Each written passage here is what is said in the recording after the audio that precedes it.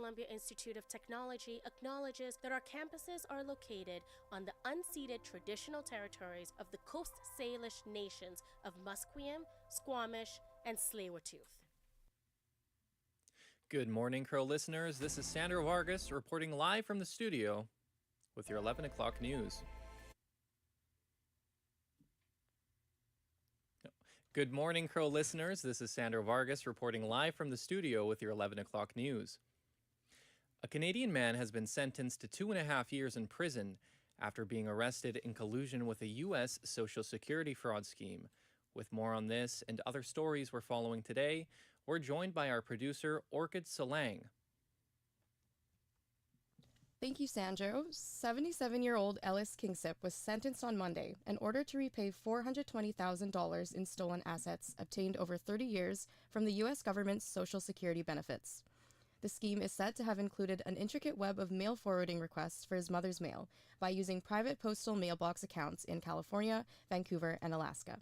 The scam is said to have started around 1995 and continued unnoticed until 2023. In other news, the Chinese Dragon Boat Festival is approaching, and excitement builds for the event's annual Dragon Boat Race. Many houses sit unsold with a recent downturn in Vancouver's housing market. And the BC Lions reflect on their 2024 season, as we'll be hearing from their training camp and the key insights for this year's season. Back to you, Sandro. A family who faces a cull of 400 birds at their ostrich farm in the BC interior says they are heartbroken that a federal judge has thrown out a legal challenge looking to stop the cull. Katie Pasitny, who speaks for Universal Ostrich Farm, owned by her parents, says they are asking supporters to peacefully gather at the farm while they decide their next steps. Pasitny says the family plans to take all legal avenues to appeal the decision, but isn't sure what the next step is. The Canadian Food Inspection Agency has ordered the ostriches killed late last year after the farm suffered an avian flu outbreak. President Donald Trump met with Syria's new president Ahmad al-Shara in Saudi Arabia, the first encounter between the two-nation leaders in 25 years, and one that could have big implications for the region as Syria struggles from decades of international isolation. The meeting marks a major turn of events for a Syria still adjusting, after the over 50-year rule of the Assad family, and for its new leader, who was once wanted by the U.S. government for $10 million. Meanwhile, Trump said Qatar's ruling Emir Sheikh Tamim Al Thani reminded him of the Saudi crown prince. Here's what Trump had to say following his interaction with the new Syrian president. I think very good. Young, attractive guy, tough guy. Strong pass. Very strong pass fighter. In an interview with Fox News Abroad Air Force One, Trump defended his efforts to accept a donated replacement plane from Qatar, the second stop on his Middle East trip. Democrats say accepting the $400 million jet is a national security threat. Prime Minister Mark Carney's government will not be tabling a budget when Parliament returns in the coming weeks. According to Finance Minister François-Philippe Champagne, a brief timeline of events have already been determined. What we have today is a middle-class tax cut. That's step one. Step two, you're going to have a throne speech where we'll outline the Canadian government priority, and there will be a fall economic statement to follow. Champagne did not provide a clear timeline for the introduction of the government's latest fiscal plan. He says the government will quickly present a Ways and Means motion to introduce a tax cut the Liberals promised during the recent election by July 1st. In entertainment news, Canada's Got Talent has announced their winner for the $1 million prize pool. Jacob Lewis, an offshore construction worker for oil and gas from Butlerville, Newfoundland, is this year's season winner for the annual competition. Lewis managed to sway audiences and judges alike with his rendition of The Best by Tina Turner during a 2-hour finale on City TV Tuesday. A press release revealed Lewis's long-held dreams of becoming a full-time singer, though the father of two put those ambitions on hold 5 years ago, when his twin boys were born prematurely with complications. Now, thanks to his performance, Lewis managed to best 7 other finalists on the show, becoming the second winner on Canada's Got Talent to claim the $1 million prize. And that's all for your news at 11 o'clock. Tune in again at 2:30 for more news updates.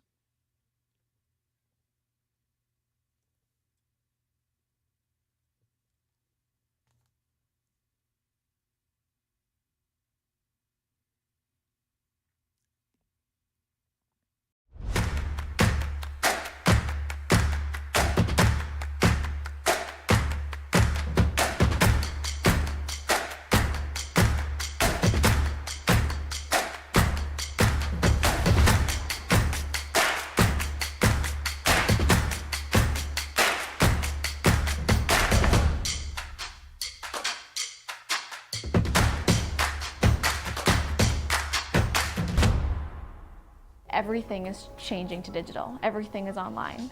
People aren't just waiting for the 6 o'clock news anymore. People want their news right now. They want to be able to go onto their smartphone, onto the internet, and see the news that they want to see. Vancouver is growing at, a really rapid rate, the Lower Mainland even, and with the tools that we're given here, we're able to cover all of that. Welcome to BCIT Magazine. I'm Radhika Sikki-King. In the program, they really leave it up to you. I mean, the help is there when you need it, figuring out how to use the programs like Premiere, Audition, and figuring out how to use the cameras. But it's up to you to sort of experiment and figure out what you can do when you go out in the field. They brought candles and flowers to remember the student who lost her life yesterday. Theresa May says the international community condemns Moscow. They really make sure that you know the basics and you are able to put out a quality product. I'm Brady Tretanero. And I'm Radhika Sikki-King. Thank you for tuning in to BCIT Magazine.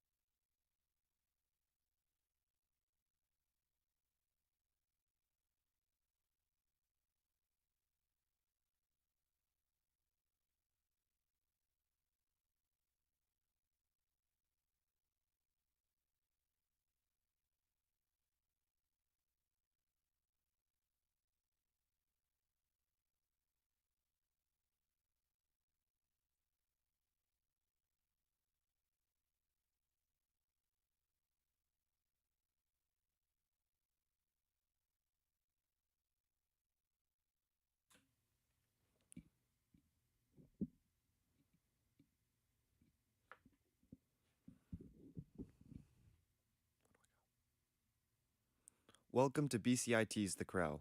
I'm your host, Braden Coombs, and here's your 11:10 sports headlines.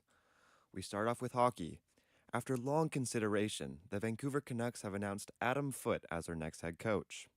Foote was the assistant coach for the team last year, shadowing Rick Tocchet. This is Foot's first career head coaching job. It is reported that the coaching contract is a 3-year deal. Manny Malhotra was another prime candidate for the job, but he'll continue to coach the Abbotsford Canucks in their deep playoff run. In other head coaching news, according to multiple hockey insiders, the Philadelphia Flyers are closing in on a deal to bring Rick Tocchet in as their new head coach. Rumors started speculating about the potential reunion as early as late March, when the team fired John Tortorella. During his playing career, Tocchet spent 11 years with Philadelphia, starting and ending his career with the team.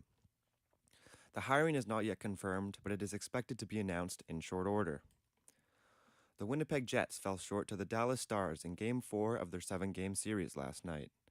Stars veteran forward Mikael Granlund led the way, scoring all 3 goals in their 3-1 victory. This is the hat-trick hero's first ever playoff hat-trick in his 13-year career. Winnipeg Jets head coach Scott Arniel believes the Jets need to capitalize on their chances. I liked a lot of what we did 5-on-5. I liked a lot of the opportunities that we created. I loved our first period. We got off to a great start, had them hemmed in, had some great looks. Ottinger made some big stops. But like I said, we had 70 shot attempts. We got to get more than that, more than 1 goal off of those. In football news, the BC Lions have 2 preseason games before their big season kickoff for the 2025 season. Reporter Matea Hukalak has more. The BC Lions have been at training camp in Kamloops since mid-last week. Players will take the field starting May 19th for their one of 2 preseason games. But eyes will be on quarterback number 22 Nathan Rourke. Named the most outstanding Canadian in the league in 2022, Rourke left for the NFL the following year. He came back to the Lions August of last year for a partial season. Rourke will be watched throughout this year as he plays his first full season with the Lions since playing in the NFL. Buck Pierce, the new head coach for the Lions, will also be closely watched this season. After assisting the Winnipeg Blue Bombers with 5 Grey Cups during his time as assistant coach, Pierce will be watched to see how he progresses the team in the 2025 year. Matea Hukalak, BCIT News. Now in baseball, the Vancouver Canadians had a dominant 9-4 win last night in their first game of a 5-game series against the Everett Aqua Sox. Canadian starting pitcher Kevin Miranda pitched 5 innings with only 1 earned run against. Third baseman Cutter Coffey went 3 for 4 in the game with a walk as well. The 2 teams face off again tonight in Vancouver at 7 p.m. The Toronto Blue Jays lost a heartbreaker last night, losing 11-9 to the Tampa Bay Rays. The Rays rallied in the top of the 9th inning, scoring 5 runs to take the lead. Blue Jays outfielder Dalton Varsho hit 2 home runs in the game. The Blue Jays will be looking for revenge in the second game of their series tonight at 4 p.m. The Seattle Mariners defeated the New York Yankees in a close, hard-fought 2-1 game. Mariners starting pitcher Brian Rue pitched 6 scoreless innings, while the relievers continued the success, combining for 0 earned runs against. With this Yankees loss, the Blue Jays now sit 3.5 games back of the top spot in the AL East. In basketball, the top seed in the Eastern Conference, the Cleveland Cavaliers, have been eliminated from the NBA playoffs. This comes after their 114-105 loss against the Indiana Pacers last night. Pacers guard Tyrese Halliburton started the comeback, scoring 31 points, while former Raptors forward Pascal Siakam had 21. With their 4-1 series win, the Pacers have advanced to the Eastern Conference Final for the 2nd year in a row. Canadian guard Shai Gilgeous-Alexander scored 31 points, helping the Oklahoma City Thunder defeat the Denver Nuggets 112-105. The Nuggets fell short despite star center Nikola Jokic scoring 44 and Canadian guard Jamal Murray netting 28. That was your 11:10 Sports Update. I'm your host Braden Coombs for BCIT's The Crow. Tune in for our next sports update at 11:40 with Avia Boulay.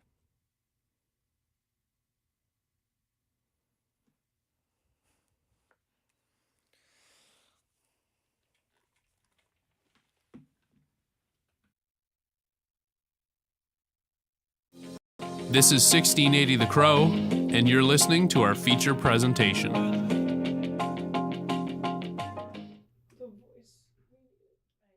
In June of 2015, the Truth and Reconciliation Commission of Canada released a document detailing 94 calls to action